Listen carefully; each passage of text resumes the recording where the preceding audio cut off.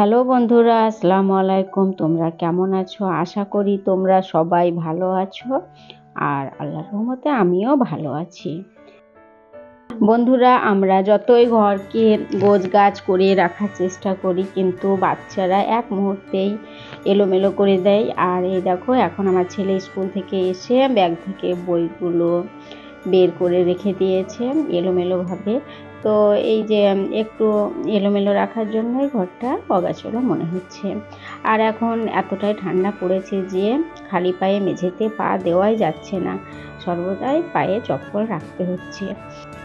বন্ধুরা, আমরা বাজার থেকে কেনা জিলিপি তো সবাই খেয়েছি, কিন্তু আমি আজ বাড়িতেই তৈরি করছি মুচমুচে মানে রসালো জিলিপি। তো সেটাই আমি তোমাদের মধ্যে একটু শেয়ার করছি। তো এর জন্য আমি নিয়ে নিলাম 1 কাপ মতো ময়দা। আর এখন এই ময়দাটাতে আমি অল্প অল্প করে পানি দিয়ে ভালোভাবে এটা একটা মানে ব্যাটার তৈরি করে নিচ্ছি।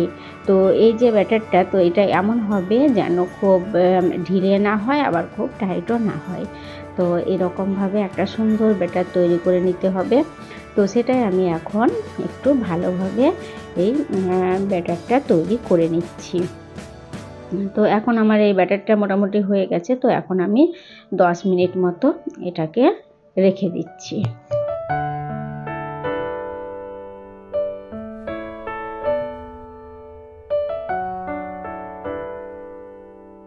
তো জিলিপির জন্য যে ব্যাটার, তো সেটা তৈরি করে আমি রেখে দিলাম। আর এখন আমি চলে এসেছি ওভেনে। তো ওভেনে আমি 1 কাপ মতো চিনি আর 1 কাপ মতো পানি দিয়ে আমি যে জিলিপির যে শিরা, তো সেই শিরাটাই তৈরি করে নিচ্ছি।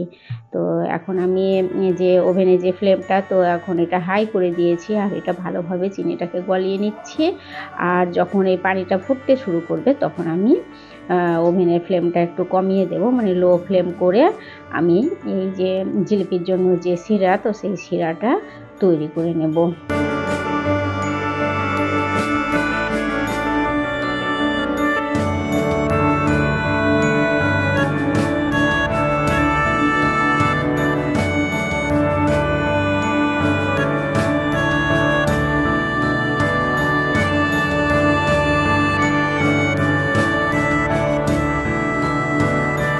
তো জিলিপির জন্য যে শিরা, তো সেই শিরাটা আমার রেডি হয়ে গেছে বন্ধুরা। তো আমি এর মধ্যে দিয়ে দিচ্ছি মানে 1 টেবিল চামচ মতো লেবু, যাতে আমার এই শিরাটা খুব সুন্দর হয়।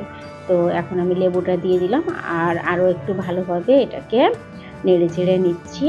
তারপর আমি এই শিরাটাকে আমি একটা পাত্রে ঢেলে নেব, কারণ আমি এই কড়াইটাতেই জিলিপি তৈরি করব। এই কারণে আমি শিরাটা একটা পাত্রে ঢেলে নিই।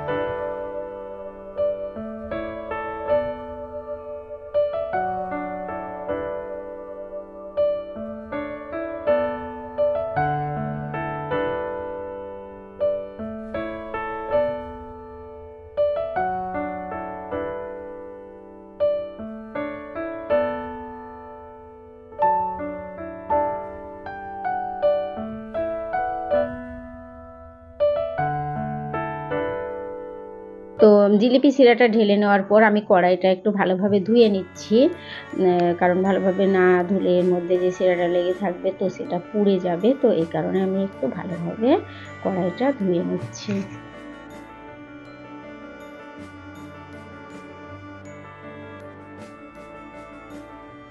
ওই একই সঙ্গে আমি এই ভিম লিকুইড জেলের যে পাউচ প্যাকেট, তো সেই প্যাকেটেই আমি জিলিপি তৈরি করব। তো এই জন্যই আমি এই প্যাকেটটা, খালি প্যাকেটটা অনেকদিন আগে থেকেই ধুয়ে রেখে দিয়েছিলাম। তো আজকে আবার পুনরায় আরও একবার এটাকে ভালোভাবে ধুয়ে নিচ্ছি। আর এই প্যাকেটের পেছন সাইডটা আমি কেটে নেব, কারণ পেছন সাইডটা দিয়েই আমি যে জিলিপির যে ব্যাটার, তো সেটা আমি এর মধ্যে করব, ঢোকাবো। তো এই জন্য আমি পেছন সাইডটা একটু ভালোভাবে কেটে নিচ্ছি। তারপর আমি এটাকে একটু ভালোভাবে ধুয়ে নেব। তো এই ভিম লিকুইড জেলের এই যে পাউচ প্যাকেট, তো এই প্যাকেট দিয়ে খুব সুন্দর জিলিপি তৈরি হয়। তো সেটাই আমি তোমাদের দেখাবো। আমি আগেও একবার এই পাউচ প্যাকেট দিয়ে জিলিপি তৈরি করেছিলাম।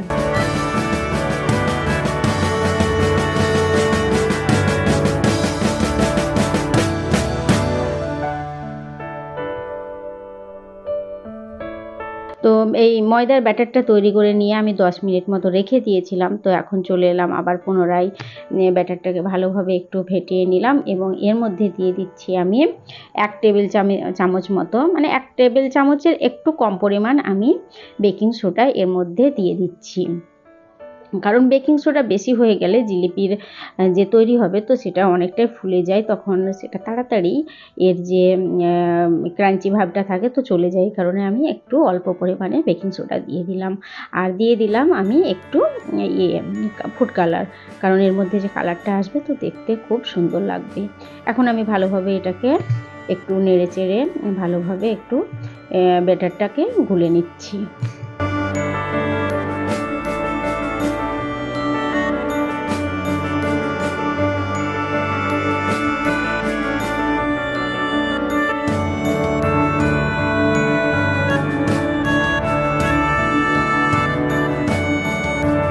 তো বন্ধুরা, জিলেপির জন্য যে ব্যাটার তো সেটা রেডি হয়ে গেছে।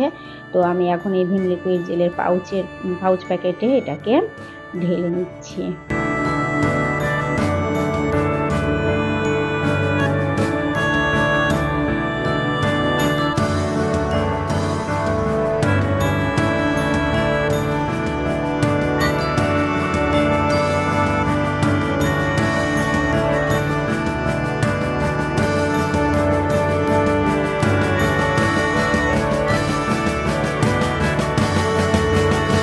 তো এখন আমি চলে এসেছি আবার ওভেনে। তো ওভেনে কড়াই বসিয়ে দিয়ে আমি এর মধ্যে সাদা তেল দিয়ে দিলাম। আর এখন আমি তেলটা ভালোভাবে গরম করে নেব। তারপর যে পাউচ প্যাকেটের যে ঢাকনার দিক তো সেই ঢাকনাটা খুলে আমি জিলিপির শেপ করে নেব। আর আমার যে জিলিপিগুলো আমি করব তো সেগুলো আমি খুব বড় সাইজ করব না, কারণ আমি ছোট ছোটই তৈরি করব। কারণ আমি যে শিরা তৈরি করেছি সেটা খুব বেশি নয়, অল্প পরিমাণ। তো ছোট ছোট তৈরি করলে এর মধ্যে ডুবে যাবে আর জিলিপিটাও খুব সুন্দর হবে। তো এখন আমি একটা একটা করে জিলিপিগুলো তৈরি করে নিচ্ছি।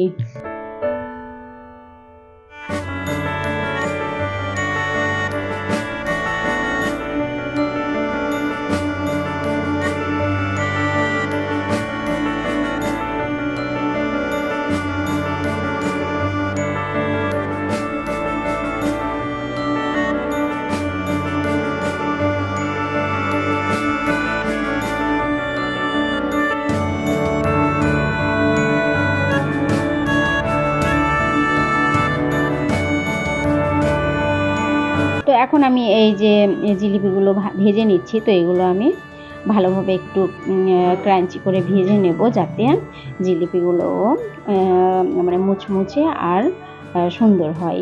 তো এই জন্য আমি একটু ভালোভাবে জিলিপিগুলো ভেজে নিচ্ছি।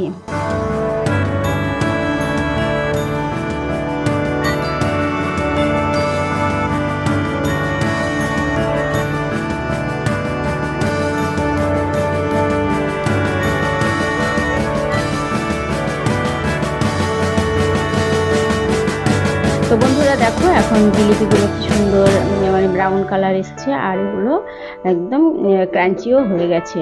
তো এখন আমি এগুলোকে একদম মানে তুলেই কড়াই থেকে তুলে নিয়ে সেটার মধ্যে দিয়ে দিচ্ছি। তাহলে গরম অবস্থায় এটা মানে যে এটা আছে শিরাটা আছে তো সেটা টেনে নেবে আর জিলিপির মধ্যেও রস প্রবেশ করবে। তাহলে জিলিপিগুলো খুবই সুন্দর হবে, রসালো হবে আর ক্রাঞ্চিও হবে আর খেতেও খুব সুন্দর লাগবে।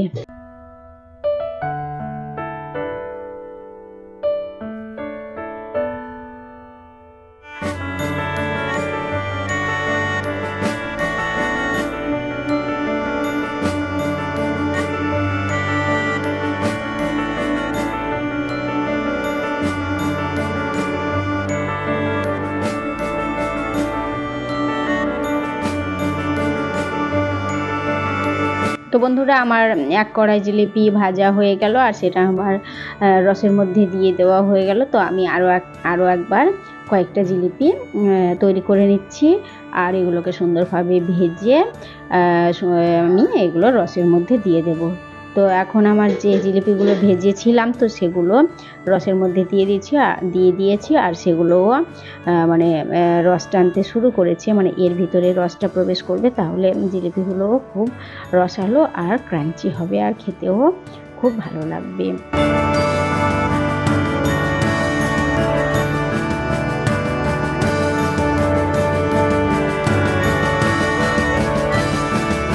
তো যে জিলিপিগুলো আমি রসের মধ্যে দিয়েছিলাম সেগুলো এখন পুরোটাই রস টেনে নিয়েছে। তো এখন আমি এগুলো রস ঝরিয়ে ঝরিয়ে অন্য একটা পাত্রে উঠিয়ে নিচ্ছি। আর কারণ আমার এই আগে পরের কড়াইয়ের জিলিপিগুলোও ভাজা হয়ে গেছে, তো সেগুলো রসের মধ্যে দিতে হবে, তো এই কারণে আমি এই জিলিপিগুলো রস থেকে উঠিয়ে নিচ্ছি।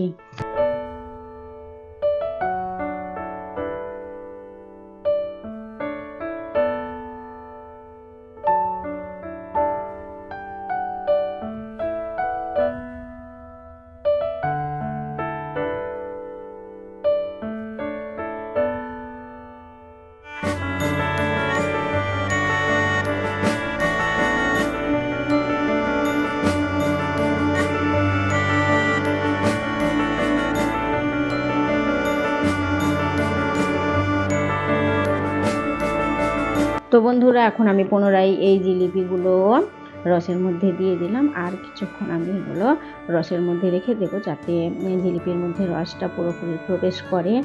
তো এই জন্যই আমি কিছুক্ষণ এর মধ্যে রেখে দিচ্ছি। তো বন্ধুরা দেখো কি সুন্দর রসালো মুচমুচে ক্রাঞ্চি জিলিপি তৈরি হয়েছে। আর এটা যদি তোমরা মানে নিজেরা বাড়িতে তৈরি করো তাহলে তোমরা বুঝতে পারবে যে এটা কত সুন্দর হয়, আর এটা খেতেও খুব মুচমুচে হয়।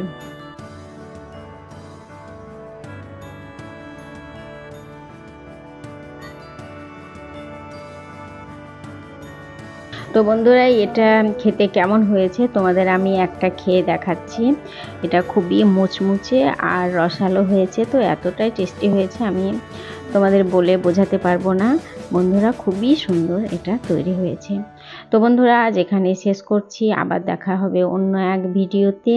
থ্যাংক ইউ, বাই বাই, আল্লাহ হাফেজ।